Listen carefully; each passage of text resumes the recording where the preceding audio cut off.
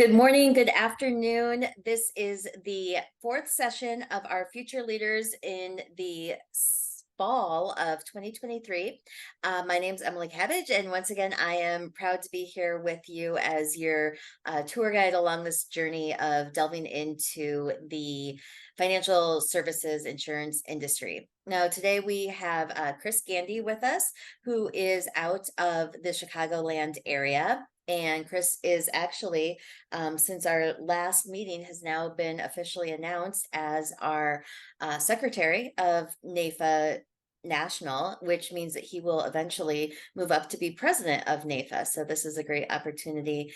And Chris is just a top producer, really excited to have him come into this leadership role, but he's got some great experiences, great tips. And Chris, I will turn it over to you and just kind of start talking.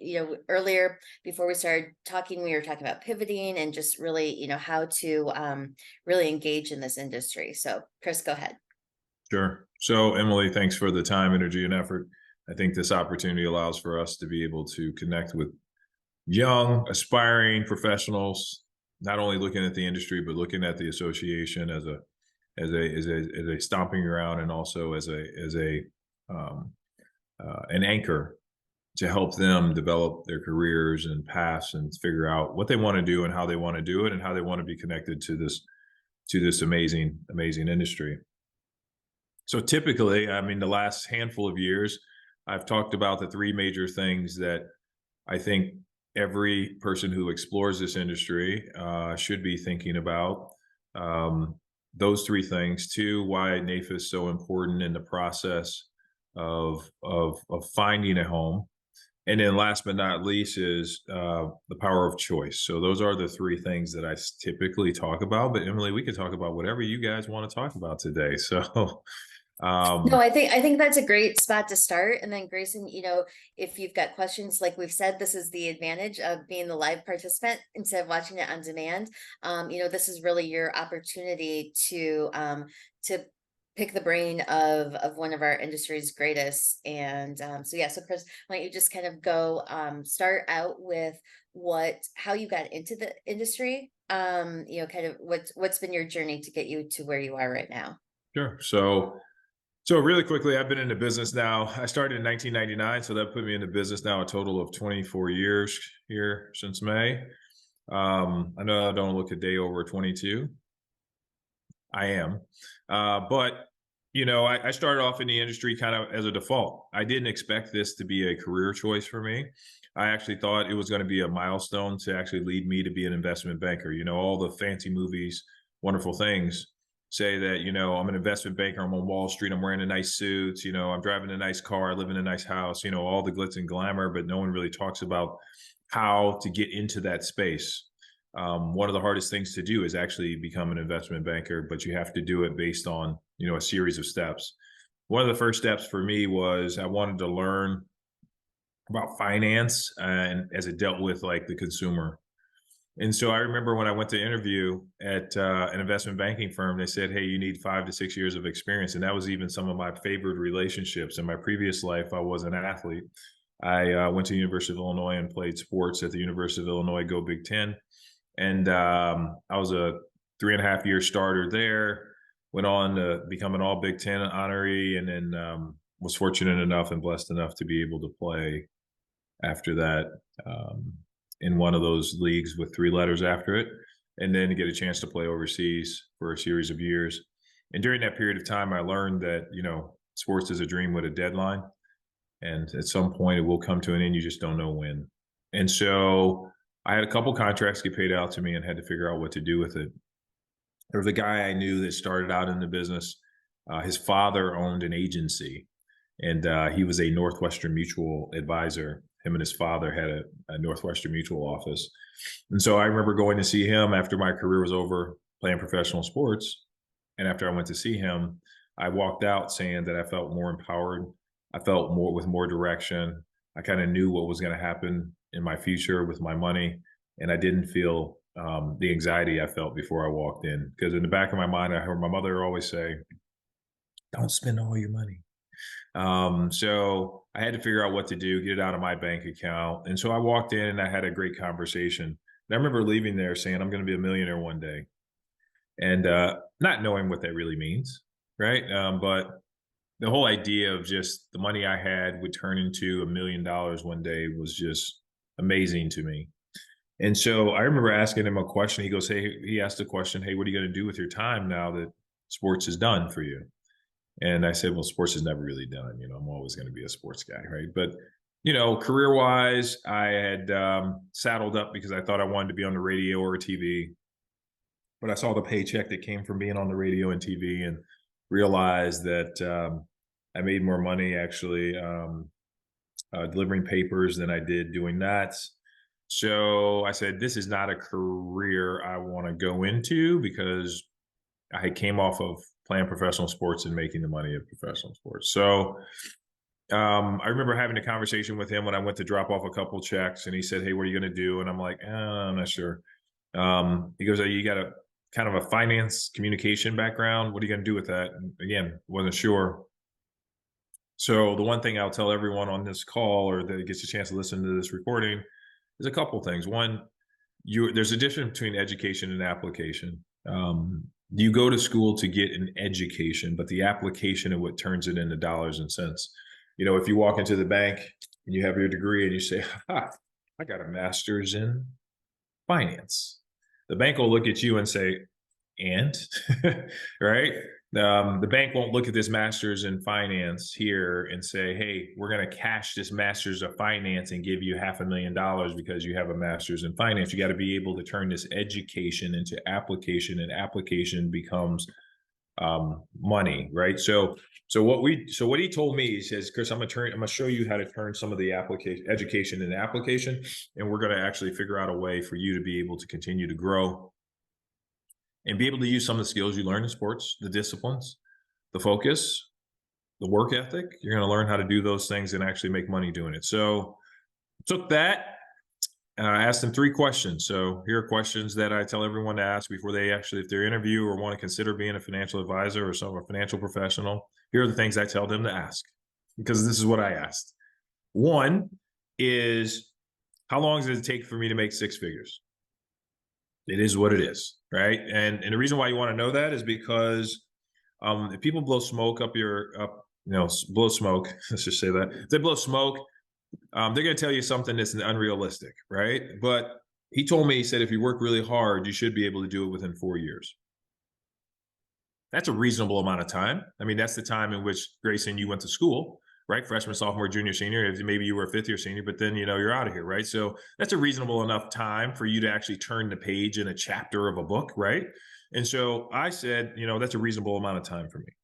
So I went on to say, okay, that makes sense. The second question is, forget the finance part of it, because you're going to eat crow for a little bit, but how long will it take for me? So what I said was, over a 4-year period of time, even if I don't do well for a period of time, it allows for me to turn the tractor around, turn the car around, and still get to my destination on time. Okay, still got it. Second thing I asked, which is more about, is upward mobility and lifestyle. So whatever your lifestyle is, that was important to me. So I asked them the question. I said, "What kind of car do you drive?" Now, that may not be important to any of you. The reason why I asked those questions is simply because, based on his answer, will tell me whether he's either A, aligned with what he's saying, or B, he's just saying it just to say it. Right? He said to me, "I drive a Toyota Avalon." I said to myself, that's a nice car. I'd like to see myself driving a nice car in the future. So at that point, those are 2 answers. And the reason why those answers were important was, 1, because of lifestyle, and 2 was because he did not tell me something that was not realistic. Okay. The opportunity to make 6 figures over a 4-year period of time was pretty good. Right. He drove a nice car. That's kind of one of those things that, at the end of the day, he had the privilege because he could afford to buy a nice car, not because of the car, but because he can afford to buy the car. I wanted that capability, that freedom, that freedom of choice.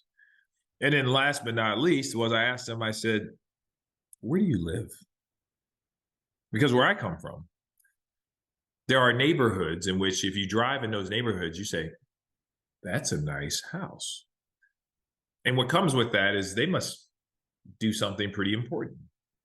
And what comes with that is nice neighborhoods. What comes with that is nice neighbors. What comes with that is a series of different things that we don't have to actually ask the question, but we can assume based on that, that most people that live in really nice neighborhoods typically are doing things that help them make money and help them be successful, and they become leaders in their communities.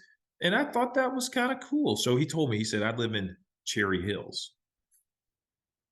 I said, well, Cherry Hills isn't a bad neighborhood, I'm sure. So I went on to just ask the questions that were important to me. And again, some of those were pretty cosmetic, but some of those were allowed for me not to have the story, but be able to tell the story, even though I didn't have the answers. If you told me the answer, I'm smart enough to figure out the story. Does that make sense? And so to me, lifestyle was important. So I can create a lifestyle better than the one in which I came from, because I came from Kankakee, Illinois, which there is no Cherry Hills in Kankakee, Illinois. Let me tell you, Grayson, there's no Cherry Hills in Kankakee, Illinois. The closest you get is the Hill, right? And the Hill is, I wouldn't go over there after 11:30, but you know, that's about the closest and the nicest you're going to get. So for me, it was important to be in a occupation that allowed for me to live a better quality of life. It was important for me to be able to afford and understand the responsibility of having enough money to afford a nice car. And it was important for me to have a realistic expectation of what was going to happen in the future. In the first year, if I made 30,000, I was okay, because I understand I needed to learn. I get it, right? I'm a rookie, right? I'm a freshman, right? Freshmen don't go out and do the things that seniors do, right? But you have to do the freshman stuff. So you got to do the basics, the fundamentals. Okay, got it. So I'm going to be learning. I get it. So I settled in and I'm going to learn. So those are the three things that help me ask the questions. And here are the things that I would suggest that you learn if you do get into financial service, or you consider financial service, that you learn within the first year in the business. Number one, to be humble, because this business itself will humble you. And what do I mean by that is because this is a business of helping people. At the end of the day, if you help enough people achieve what they need to achieve, you will achieve what you need to achieve. So it's really a quest in helping people. It really is an opportunity for you to have a great lifestyle, because the more people you help, the more money you will make. So I suggest you understand the idea that every failure isn't final. And so you learn how to get back up along the way. Number two is resiliency. Because you're going to get told no more than you will get told yes. You got to have thick skin. So you got to learn how to develop thick skin in this business. And it's not right or wrong. It is what it is. You know, thick skin will take you a very long way. It will shield you. It will protect you. It will allow for you to focus on the things that you need to focus on. You don't get off your track. I mean, Grayson, just think about it. If I played baseball and I actually hit the ball, I swung the bat, and I hit 40%. I'm a Hall of Famer. I'm a Hall of Famer. If I hit 40%, which means I missed 60% of the pitches, right? And so if you think about it, missing 60% still was successful. And so when you look at the glass half full versus half empty, you learn that mentality of success along the way. I don't know if you played sports at all, but at the end of the day, you understand that baseball analogy. Most people do. If I'm hitting 400, I'm in the Hall of Fame. Matter of fact, I may be actually Babe Ruth or something crazy like that. Like I'm leading the industry, I'm leading the league, right? So something like that. And then the other thing I suggest that people learn in the first year is what I call the fundamentals of the game. When I played sports, the first thing I learned to do when I was playing basketball is to dribble, pass, and shoot. Why? Because they were the fundamentals in the game. And if you played baseball, you learn how to learn how to hit, you learn how to catch. Why? Because those are fundamentals in the game, right? Those are basics, right? When you were 2 years old, you learn when you go out there with a bat, they say, hey, listen, you learn how to throw. Those are the three things in baseball that you learn how to do. Grayson is a college athlete, pitcher. Okay, great. So you learn how to do those things, right? And you learn how to do those things along the way. And the reason why you learn how to do those things, because those are the basics. Throw, hit, catch, right? I mean, those are the basics in baseball. And football is blocking, packing. I mean, there's certain basics. But Grayson, You don't learn the screwball before you learn how to throw a fastball. Like if you're a pitcher, like you don't learn the trick things before you learn the fundamentals and the basics. The reason why you learn the fundamentals and basics is because when the trick things don't work, you want to have the ability to fall back onto the basics. And so I tell people all the time, learn the basics. The fundamentals will lead you the long way. Trust the process. You're going to learn this other fancy, cool stuff. You're going to learn financial advising. You're going to learn, hedge fund. You're going to learn private equity. You're going to learn all this other stuff. You're going to learn premium financing. You're going to learn all this other cool kind of stuff. But basic fundamental things you have to learn along the way is you have to learn who you are, what you do, and how you do it, and what makes you unique in the marketplace. If you do nothing more than learn those basic things, and you learn it with a system to execute on, you will have success. And it's not an if, it's a when. You can put me in your thing and say, Chris, within 5 years, here's what I did along the way. The next thing you just definitely have to do is you got to get into a good farm system. I mean, you play baseball. At the end of the day, you got to get into a good farm system where they can develop you and your skill along the way before they throw you in the major league game and say, hey, pitch. Okay. You got to be getting a good farm system, which means you got to have a good mentor. You got to have a good coach. You got to have those things along the way. And then you got to go to a place or you got to look at organizations that have a good training and development system. Because that training and development system will allow for you to improve on your skills year after year after year after year. And those are the things that kind of have led to kind of the fun things that I do now. The fun things I do now is I still get my teeth kicked in on a regular basis. People still tell me no on a regular basis. People hang up on me and say, Chris, you think you're the smartest person in the world. That doesn't change, but what does change is the fact of I look back over the last 20 some odd years and I look back at the impact I've created is I've helped more people change their direction in life financially than the people that have said no.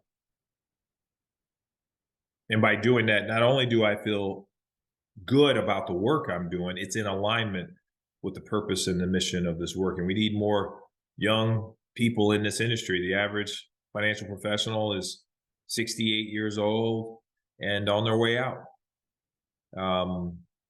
There's an amazing amount of people now that need help, that are looking for help without resources. People are wondering if we're going to AI as advisors. Here's what I can tell you right now. We're leaning the opposite way. We're telling people that, listen, when you make a phone call, instead of getting a robo-dial, you're actually getting a human being. People are like, wow. I don't have to actually leave voicemail and then someone calls me back. No, you can actually talk to somebody. And that's okay. People that still want that personal touch, it's okay. This industry is all about that personal touch and your ability to connect with people, your ability to help people and lead people and help them become a better version of themselves, not only personally, but also professionally. And that's my story, Emily. I'm sticking to it. But Grayson, I want to open this up for some conversation and dialogue of questions you may have for me, because listening to me talk on these types of calls are pretty boring, but I think maybe you have some good questions, or you may have some questions that could lead us down a path of, some purposeful conversation. Definitely. Yeah, I have three I've written down from your everything about you. The first one would be, you mentioned like the farm system, choosing a good firm. How did you, based off the questions you said, the three questions, choose which firm was best for you, and how did you kind of narrow down that search? Cool. I didn't search. Okay. I didn't. What I did was I found somebody I liked. Like, let's just call it what it is, Grayson. Mm-hmm. There's probably 20 firms. You can go to them and they're all the same. Like, it's just a different, it's like a different, it's like a different car. It's like you get in the car, it's like, yeah, this is kind of the same car. It just has a different name. Okay, got it. You get in the next car, it's like, well, this is kind of the same car too. It just has, it has a different button over here. Okay, got it. You get the same car. Like, so at the end of the day, a lot of the firms are the same. Okay. A lot of the firms are the same. What I found is I found somebody willing to reach back and help me and say, I'll teach you the secrets of this business. I'm going to teach you. I'm going to be responsible for your success as long as we are in this together. I remember he told me, I'm not going to let you fail. No one else said that. So to me, if he said that, I wasn't going to let him down. You understand sports, right? It's like, I'm not going to let you down, coach. Like, you're going in with me. You're taking a chance on me. I'm taking a chance on you. Let's make this thing happen. So he wouldn't let me fail, and I wouldn't let myself fail. So, that's how we create that pressure cooker that allows for us to thrive, right? That's why you go out there. That's why you go out there and you say, okay, I'm a pitch. That's why you go out there and say, you know what? Put me out there, coach. Put me out there with bases loaded. I'll bring it home, right? That's why you do those things, is because you understand that that's when people thrive. That's when people step up, and that's when people are able to really show what they're made of. So for me, I didn't know what I was made of. I didn't know. I was like, I'm young, bright-eyed, bushy-tailed. I could take over the world, right? But I didn't know what was underneath the covers of this industry. I needed someone to reach back and help me and show me the way, not only with my skill set, but based on what I was capable of doing. But he saw it in me. I built a great relationship with him. He's a good dude. And at the end of the day, I always think that you got to find somebody you really like, who you connect with, that's willing to help you. That's super important. So everybody can tell you, hey, you're going to make this, you're going to make this, you're going to make that. Throw all that aside, because they can't predict that. Throw it all away. What you're looking for is, you're looking for a home. You're looking for a place you feel comfortable. If you played baseball, you probably went to a couple schools, checked them out. It was like, okay, I like this place, but this place, this is my spot. Right. And they call to you. And at the end of the day, the universe talks to us, and we have synchronicity with the things that align with the way we feel. So that's what I went with. So I didn't really look at tons of firms. Matter of fact, I didn't look at any. I looked at his firm. He wanted me, I wanted him. Let's go do this, man. Yep. So I'm not sure, Emily, that's what that's just what I did. That was actually a very helpful answer, just based on some things going on right now. That's a very helpful answer. It's just how it was. And then my next question would be, you mentioned like the fundamentals, the basics that you have to learn. Outside of kind of the personal basics, the soft skills, what are the hard skills that I can learn now while still in college that'll give me a leg up within the financial world once I get that internship, once I get that job, that I'll be starting here while everyone else is starting here? Don't stop getting up early. You understand that, right? It's like, okay, right? The disciplines you learned in sports pay dividends in our field. Here's what I'll tell you, Grayson. If you're in sports, or you get anybody out there listening in sports, you're competing, and it's unfair because you've been trained differently than the average person.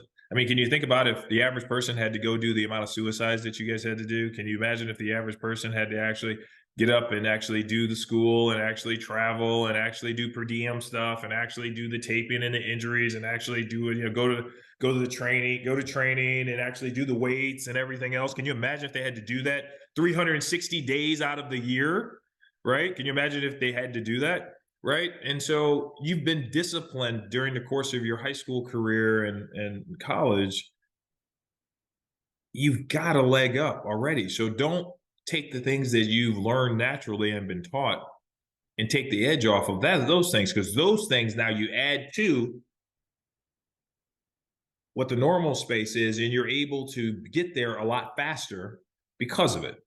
So those are the things. I mean, that's the key thing, man. Keep getting up early.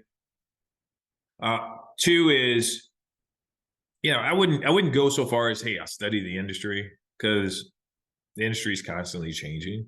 I would say just start talking to as many people as you possibly. If you're a NAIFA member, or you understand the role of NAIFA. I mean, NAIFA is there to uplift, support, educate, empower, and allow people to explore their opportunities in their careers and grow their opportunities.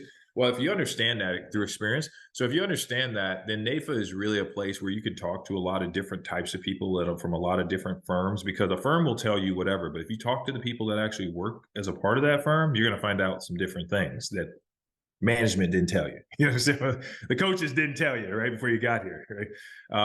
You're going to find out some things, right? And you ask the question, what do I need to be aware of in the first 6 months or year that could derail my success? And you want to ask those questions to actually people. And if they don't give you real answers, like what did you struggle the most with? What does the firm struggle the most with? What are they not good at? Don't ask what they're good at, because they're always going to tell you that. No, what are you guys not good at? right? And the things that they tell you are the things you want to take hold of, because those are the things that essentially you say, these are going to be a priority for me so I don't fail in the system. I love when people tell you, say, what are you good at? Okay, well, that's easy. It's like a resume. Like you look at a resume, it doesn't tell you about someone. You have a conversation. That's what tells you about someone. The resume is nothing more than just the stats. You understand, right? Here's a stat sheet. Yeah, right? I Here's agree. a stat sheet. Okay, there's a stats. Yeah, the stats tell me, okay, great. Let's have a conversation. All right. Let's see. Let's better yet, why don't the Major League Baseball, I got one for you. Why don't they just pick right off the stat sheet? Right. Well, I'm sure they have you come in and, hey, you're going to be a Major League pitcher. We want you to pitch. We want to see what you got, kid. Let's see what you got, right? They have you throw. They have you do a bunch of things, right? Based on statistics, they're not just buying plays. They're not just doing that. There is statistical data, but the statistical data does nothing more than leads you to the likelihood of that person. But at the end of the day, how many people bust the stat sheet that then get to the majors and they just like, or how many people didn't have wonderful stats in college, they were okay, but then get to Major League Baseball and they're like a monster, or vice versa, right? Yep. Or vice versa is they weren't so good in college, but then get to the majors and they just develop, and you're like, wow. We work with that guy at Carcion, the guy from the Cincinnati Reds. We started working with him 2 years ago, and we looked at his stat line in college and went to watch him in AAA and AA. He was batting 60%, and we're like, how's this kid not in Major League Baseball? And the answer was he had a bad agent, and number two, people didn't think that he could continue at that pace. He got called up to the Reds this year. His first at bat hits a grand slam. His first at bat, right? He'll be an all-star. He'll be an all-star next year. He'll be in Major League Baseball a long time. But my whole point is that he wasn't a big name coming out of high school. He wasn't. He wasn't even a big name his first couple years of college. He wasn't. He's a bigger name now. And a lot of people still don't know who he is. But turn on the Cincinnati Reds, you'll see him. He's a monster. Christian El Carcion. Good guy. I know the name. I've seen some clips of him on Instagram and stuff. So Yeah. And then I guess my final question would be, you mentioned kind of that personal touch that you want to bring to all your clients when you talk to them on the phone, when you see them in person. What are some things that you make sure you do to make sure you give off that good personal touch and you're giving off good energy and you make sure you're connecting with them? Sure. Well, people want to be around people that are successful, whether you're not, when I first started, they said, fake it till you make it, kid, right? That's why you put the jersey on. That's why you go out there. You may not ever play, but when you get ready to play, you got to be ready to go. So the big thing that I always focus on is, I ask myself on a regular basis is, you either do it with passion or you don't do it at all. Like, I'm not the guy that's just kind of like, hey, so if you call me up and say, this is Chris, it's funny. We teach people language on what to say and how to say it. And we give them that language and help carve it up and create it for them based on their personality and based on their success. And we'll practice it. Practice makes perfect practice. It never makes perfect, right? So we practice. We practice 90% of the time. We only play like 5% of the time. But anyways, so we have that same mentality. So practice. When you're tired of practicing, keep practicing. That's why we're practicing. So, when we start to look at it, if you don't say it with passion, it just sounds like something like this. And so your passion is contagious. If you write that down, passion is contagious. I believe, and I can be wrong, that people will do business with you if you're more excited than they are about what you're talking about. It's hard to say no. It's like, Emily, I'm super excited about talking to this guy. I can't wait to talk to him. Listen, we've been waiting to talk to him. Emily's like, whoa. Okay, I don't know what we're doing, but I want to go, right? And so I just think that this industry, though, is when you say the financial industry, to me, it's kind of dry, stale. It's kind of like, it's in, when you look at CNN and talking heads, you're not like, oh my gosh, I'm super excited about this. And most people are ashamed, or either they're unfamiliar or they're uneducated about finances, so they tend to tune out. So when you all of a sudden you're having a financial conversation, you have to bring a level of energy and excitement to the conversation that motivates people past their fear and discomfort. And if you do Right. not do that, then they're just going to be in the same spot they were before they talk to you. They'll be educated without the opportunity to implement anything because of fear or because uncertainty. And uncertainty makes cowards of us all. So we don't want to be in that situation. So we want to keep working, keep doing the deal, keep talking to people, and help as many people as we possibly can. So I tell you, passion and persistency. You got to be persistent. You got to be persistent. Even in the face of fear, even in the face of discomfort, even in the face when it's hard, even in the face like you have to just push through it, put your head down and go. Yep. It will lead to success. Trust us, right? And the role of NAIFA, I just want to tap on this. So the role of NAIFA is its family, right? Because regardless of the company's affiliations, this is where the champions go to play. And what I mean by that is when I first started off in the industry, one of my mentors, one of the guys I looked up to, so I heard a guy speak like my first week in the business. And this guy had like 20 names after his name, like designation. He was like LCP, LRP. I don't even know all the names he had after his name. And I'm like, oh my God. Like they were like, that guy, he's in like the Hall of Fame. I'm like, really? So I walked over to him. I said, listen, I don't know you, you don't know me, but at the end of the day, here's what's going to happen. I said, I just want to let you know that your best year ever in the future, I'm going to actually beat you in the future. So I'd like you to be a part of that. I want you to teach me everything you know, because I didn't know what I didn't know, right? I want you to teach me everything you know. And I want you to, because I know you're going to be in the Hall of Fame. So if I do at least 1% of what you're doing, I'm going to be in the Hall of Fame too. So I want to be in that. So he was a guy with another company. He wasn't with our company. But he said to me, he said, no one's ever said that to me before. I said, okay, cool. And he said, people buy differences, not similarities. He goes, I want to see what you're going to become. He goes, I'm open to that. And so from there on, every week he was a NAIFA member. He said, one of the things you need to do is you need to become a NAIFA member, and you need to come to these meetings. And we used to have a meeting every week. It was a lunch meeting, and they would bring in speakers, and they would talk to the professionals that were NAIFA members. And it was cool because we got a chance to talk to each other at other companies, and we got a chance to, when we walked in the door, we put our affiliations of our corporations down, and we had a conversation about, hey, we're just young professionals just like you guys, fighting the good fight. Hey, what are you guys doing over there? Hey, what are you guys doing over here? And it's where you don't have to, there are no secrets in our business. We'll all share. And so NAIFA is a place where people can go share without having to worry about their corporate affiliation. It's a place where you can go get education and learn from the great ones. And people are willing to help you along the way without having to worry about how well you're going to do or how successful you are already. So that's why NAIFA is super important. It also is an opportunity for you to get connected. They say there's a close connection between politics and business.